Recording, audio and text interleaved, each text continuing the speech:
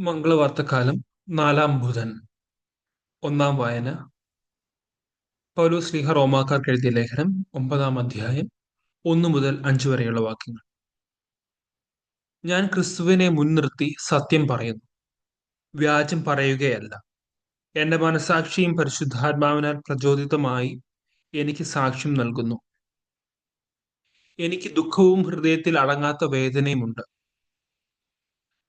വംശമുറ അനുസരിച്ച് തന്നെ എനിക്കുറ്റവരായ സഹോദരങ്ങൾക്ക് ഉപകരിക്കുമെങ്കിൽ ശപിക്കപ്പെട്ടവനും ക്രിസ്തുവിൽ നിന്ന് വിച്ഛേദിക്കപ്പെട്ടവനുമാകാൻ ഞാൻ ആഗ്രഹിക്കുന്നു. അവർ ഇസ്രായേൽ മക്കളാണ്. പുത്രസ്ഥാനവും മഹത്വവും ഉടമ്പടികളും നിയമത്തിന്റെ അവകാശവും ശുശ്രൂഷയും വാഗ്ദാനങ്ങളും അവരുടേതാണ്. പൂർവപിതാക്കന്മാരും അവരുടേത്. ക്രിസ്തുവും വംശമുറയ്ക്ക് അവരിൽ നിന്നുള്ളവൻ തന്നെ. അവൻ സർവാധിപനായ ദൈവവും എന്നേക്കും വാഴ്ത്തപ്പെട്ടവനുമാണ്. ആമേൻ.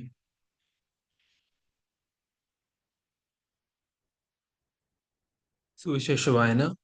വിശുദ്ധ മർക്കോസ് എഴുതിയ സുവിശേഷം 6-ാം അധ്യായം 1 മുതൽ 6 വരെയുള്ള വാക്യങ്ങൾ.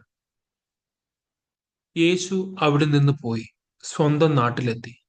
ശിഷ്യന്മാർ അവനെ അനുഗമിച്ചു. സാബത്ത് ദിവസം സിനഗോഗിൽ അവൻ പഠിപ്പിക്കാൻ ആരംഭിച്ചു. അവന്റെ വാക്കുകേട്ട പലരും ആശ്ചര്യപ്പെട്ട് പറഞ്ഞു, ഇവന് ഇതെല്ലാം എവിടെ നിന്ന്? ഇവന് കിട്ടിയ ഈ ജ്ഞാനം എന്ത്? എത്ര വലിയ കാര്യങ്ങളാണ് ഇവന്റെ കരങ്ങൾ വഴി സംഭവിക്കുന്നത്. ഇവൻ മറിയത്തിന്റെ മകനും യാക്കോബ്, യോസെ, യൂദാസ്, ശിമയോൻ എന്നിവരുടെ സഹോദരനുമായ മരപ്പണിക്കാരനല്ലേ? ഇവന്റെ സഹോദരിമാരും ഇവിടെ നമ്മോട് കൂടെയില്ലേ? ഇങ്ങനെ പറഞ്ഞ് അവർ അവനിൽ ഇടറി.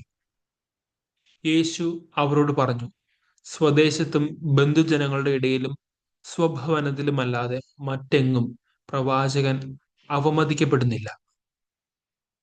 ഏതാനും രോഗികളുടെ മേൽ കൈകൾ വെച്ച് സുഖപ്പെടുത്തുവാനല്ലാതെ മറ്റത്ഭുതമൊന്നും അവിടെ ചെയ്യാൻ അവന് സാധിച്ചില്ല.